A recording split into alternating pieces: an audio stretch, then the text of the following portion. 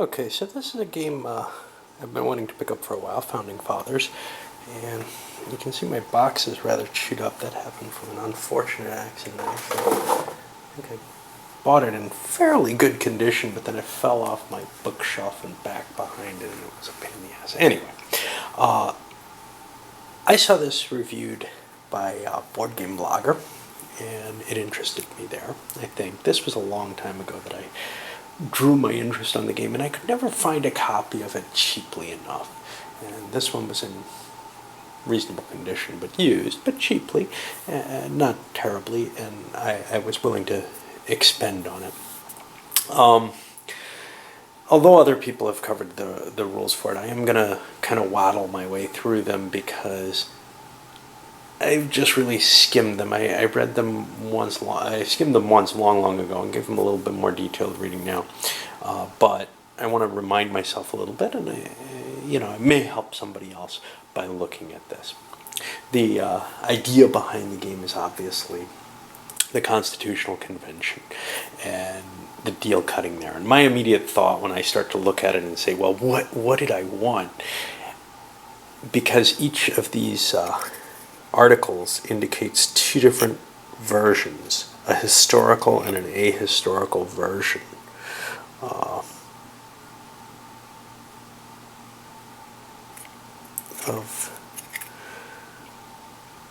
Of the different articles in the Constitution that are key, and then maybe there was some disagreement on. And that reminded me a lot of an old game that didn't quite work perfectly, but captured the same kind of feeling with the debates over the religious creed, the Christian creed, as it were. Well, the Catholic creed at the time. And not just the Council of Nicaea, but throughout the entire period, there would be many councils being called, and you'd bring votes to bear from your various areas, and basically be able to determine what the final creed is. And when it was determined, you all had to read it aloud and agree to it or whatever, even if you didn't agree. And it was kind of a fun little diversion, not high quality. This has much better quality components. Of course, it's got all these wooden blocks, which I'm not sure how much of an advantage there really is to putting things on little wooden blocks, but okay. But the game itself, one of my worries about it is it may end up being too much of a Euro type situation. I may not be as interested in what comes out. The goal of the game is described more in an abstract kind of terms as, being the guy who kind of, you're playing one of these characters and you want to be the one who kind of does the most and gets the most fame from forming the Constitution, as opposed to having a certain point of view. And by framing it that way, they've made victory points come from several different places. One of which is getting a point of view across if you've won debates based on it. But other points are gained by just getting things passed, whether, it's not as though your character has any real beliefs. His only belief is to get things passed, and that's the light you have to kind of look at it in. It's kind of a little disturbing. Yes, it makes sense that you'd want to come to compromises. Maybe these are major compromisers, but I'm not sure every one of them really was. They were really more the lights and the center points. I mean, Alexander Hamilton, for example, while willing to compromise, perhaps, was not a compromiser in terms of his position. He would have been much happier with a different constitution coming out. Okay, so anyway, after speaking those words, let's go to how the game actually, what we have here component-wise, and then how the game kind of is supposed to play out by the rules. First of all, we have these different articles which state, the historical actual piece of the Constitution, or on the other side, an alternative that probably was the most likely alternative in opposition to that. no real. Some of these are really cut and dried things where you can't cut a compromise. And that's one of the things. I don't feel like this is a game where there maybe is a lot of a lot of range for cutting deals. Hey, I'll get you yours if you get me mine. It looks more like it's going to be about managing cards and such now. And speaking of which, you have a set of cards. Now, one of them, which you always start the game with, represents your own character. And he's going to give, he has no ideology. He's got this quill instead of an ideology. But he counts as a delegate from that state. And he'll vote anyway from that state. And then he has also as an option, I guess this is an event down here that you're allowed to play instead. We'll get to that in a moment. And you have a handful of these to begin with. Yeah, these wooden blocks, which are to indicate influence on who made the votes on a particular on a particular article at a certain time. I'm a little shaky about that, and again, I hope to gain some of the idea there. We have this convention committee room down here where you have to get influence. And I'm not sure I see any way you can get influence from that from the rules. I'm assuming the cards, etc. give that. We'll see that in a moment. This is the debating track. Maybe that affects it. And as I go through the rules, maybe we'll see that I missed something in my skimming. A little vault victory point track where you just move your markers along.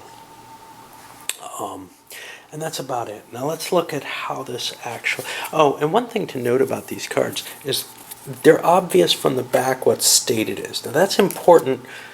Where it's truly random, there's a cut of the deck enforced by the rules. But that's kind of important because here you can see what state you're getting someone from, but you can't really tell what their alignment is, who they are.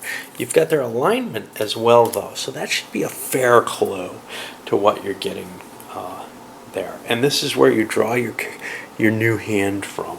As you use your hand, you'll be drawing it from there. All right, let's see what we have here. So in sequence of play, each player takes a turn, and it starts with the Madison player. Wow, maybe these are ordered incorrectly then. And then clockwise, taking different actions, and eventually a vote will come up in the assembly room.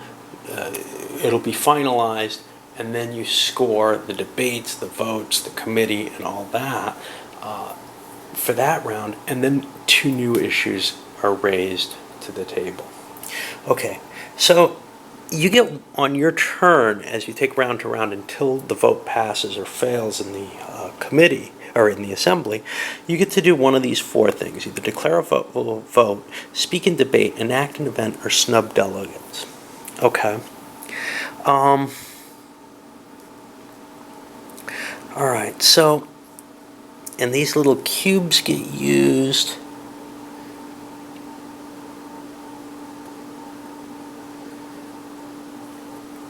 They say an event on the planner card will give you one. Yes, so if you might need to have more influence markers throughout the game, and for that you might have to play your special card. Now what's special about this special card is whenever it comes up on here, it's obvious because it has a picture on it. And you immediately get to claim that when it comes back into play if the deck gets reshuffled. Okay, so if you declare a vote, what you're doing is you grab delegates from the same state delegation out of your hand. This is your caucus. And you can play them down either in favor or opposed to the article. Now, their voting is determined by their ideological stance, these little symbols here. And these symbols are federalist, anti-federalist, small state, and and larger states. Each of which were major currents that had their, very, very different and significant stances on most of these issues. And there may have been some others. For example, there may have been some slave versus anti-slave, which isn't really represented here. Presumably it's represented within these counters in some way. But anyway, what you'll see on the opposite side is usually probably the opposite side winning that thing. And at the beginning of the game, 4 articles are just considered passed. And here we've got, with their historical version, here we've got a couple of small state advantages, and then one each of the Federalist and Anti-Federalist platform. Now, those have to be just assigned by the historical, and that's the Virginia Plan, which largely was the core of what was going to be written here. Okay, now, that's one issue, is that you can't place somebody in opposition to his own interests. So I couldn't vote for this with a character who was essentially a small state character. Which probably means that in terms of the voting, the various states are going to actually kind of line up on the small large state issue more readily than they will on the Federalist Anti-Federalist. It's going to be hard to break that, whatever that balance is. I'm not sure how that's going to work out. We'll see. We got kind of a breakdown here. So you actually see, like, Georgia has one large state person. But for the most part, any of the other delegates are not, split. You don't have people who are both small and large state from the same state usually. It may not be the only thing. So for example, well, if we take New Jersey, they're all small state proponents. But if you take something like this, in North Carolina, you have some small state, but you also have Federalist and Anti-Federalist thinking, which means they are willing to vote either way on a small or large state issue, which is kind of interesting. So anyway, you put forth whether you play some characters down, and you can play as many as you like, as far as I can see, from a single state, and it creates a voting block.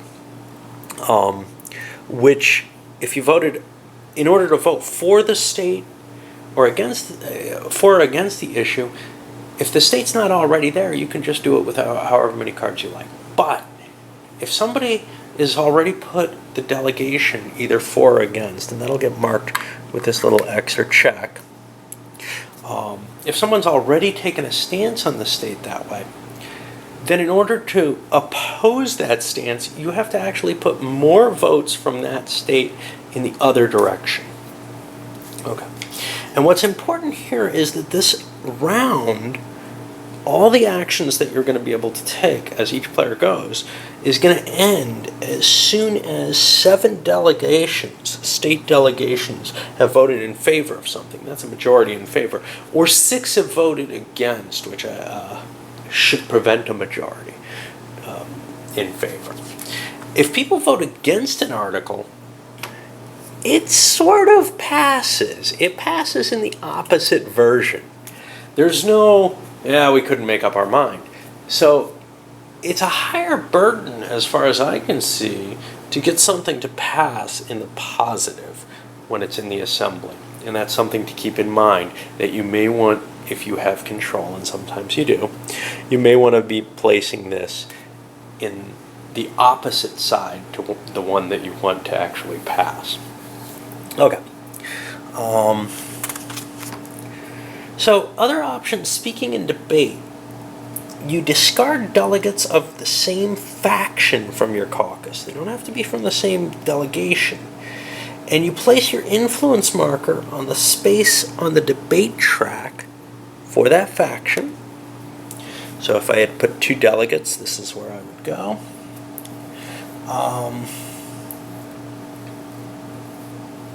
And I can also, so with the assembly, I can't just add votes to a delegation. But here, I can continue the debate by discarding more people and boosting my value. Okay, and I think that's about all I need to say there. Finally, each of these cards has an event on it, which I can play, and that may actually affect the voting in the assembly as well.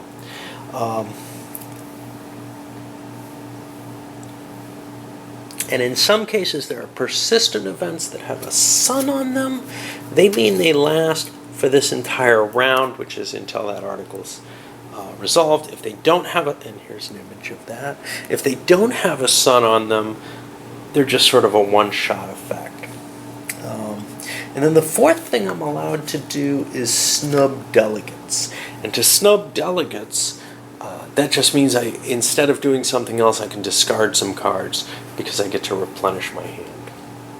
And then after I take my action, just one, then I'm allowed to replenish up to 3 cards from here. And up to 3 cards. Okay, so my hand, even though it starts at like 5 cards, I can only replenish up to 3. There may be cards that give me more cards or something like that. Okay. But then the key is, once something's been successfully voted up or down here, either 7 pro or 6 against, then we go to resolving these different things. And now, the first is the assembly room. And if you put a delegation out there with your influence marker on it, you were the one who played the cards, who voted in favor of the winning side, you gain points for each of the delegate cards in those delegations. 2 points for each delegate who matches what passed. And 1 point for delegates who don't have that icon on there. And if you control delegates on the losing side, well, your delegates are just discarded. In either case, the delegates are discarded, and I guess you get your influence marker back. Oh, wait. No, I'm wrong. Okay. So winning these debates, your influence marker from here goes into the committee room. And that's how I think the majority of things get into the committee room. So by being successful on the main floor and the main issue that's being discussed, you're able to slip the second issue in more easily. Because whoever has the most influences in the committee room will then get points equal to the number of influence markers he has in there, and then he gets his markers back. No one else gets any points, and their markers stay in place.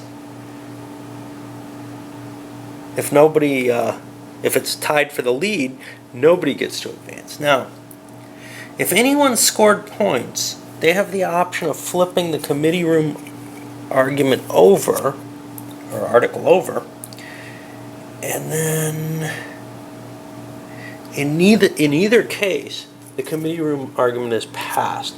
So basically, if one player, for whatever reason, is able to accumulate points into the committee room, they're going to control which way this goes. That's kind of a weird situation, but basically what you want to do is not just win this, but be the guy who won it who had the most influence in winning it. But then you're able to pass this regardless of how your people voted over there. And then finally, you're going to get points for the debates. And for this, all that happens is the person who's highest along on here gets a token for this. And then I would guess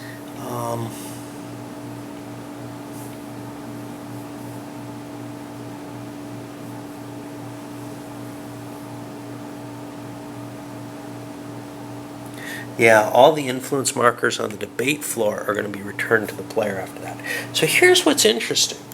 If you win a committee room thing, it looks like your pieces are removed. But if you don't win the committee room argument, you get to keep your pieces in here, and they're floating around so you have more influence on the next committee room element.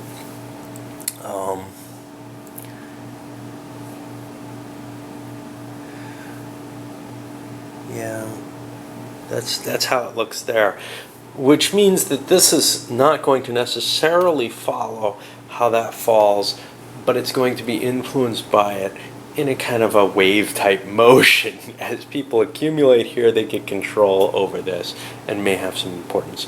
All right, so after you do this scoring round, we get 2 more of these coming into play, and they'll be placed historical side face up, which means it makes the historical side actually harder to pass for whatever reason.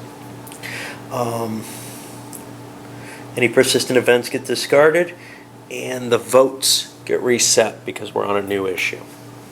I gotta combine. Okay.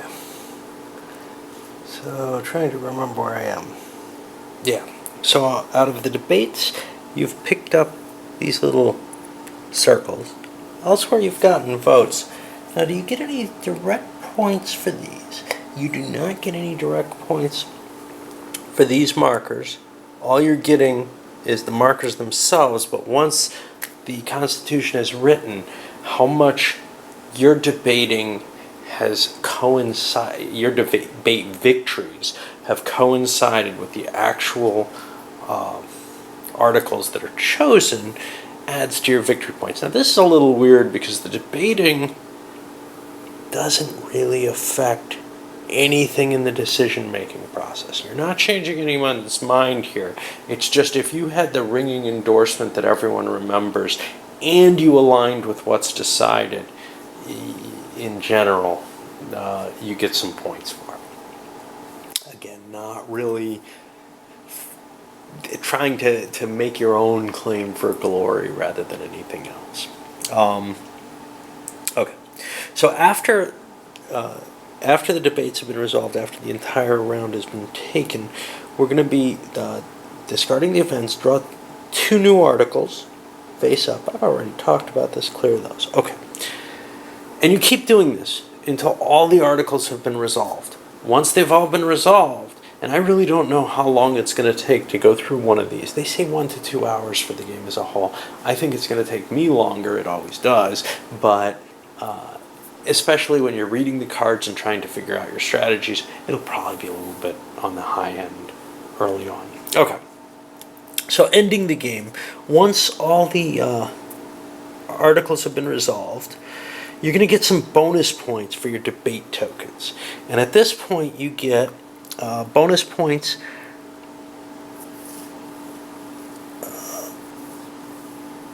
let's see, having the most debate tokens for each faction. Okay, so if you collected the most of these for a given faction, depending on how the faction shows up here, how many issues fell for that in that faction's favor, whichever faction has the most of those is going to be the first place faction, and that'll give 5 to the person who has the most debate tokens for it. That doesn't sound like a lot of points, given that when you clear out of here, you get 1 point per dude that you spend. And then out of here, you get 1 point per influence marker or state that you put in there. So I'm not sure how big a deal going for these debates is really going to be. It looks like a minor thing, but again, maybe towards the end of the game, when you see nobody else is going for them, it becomes of value.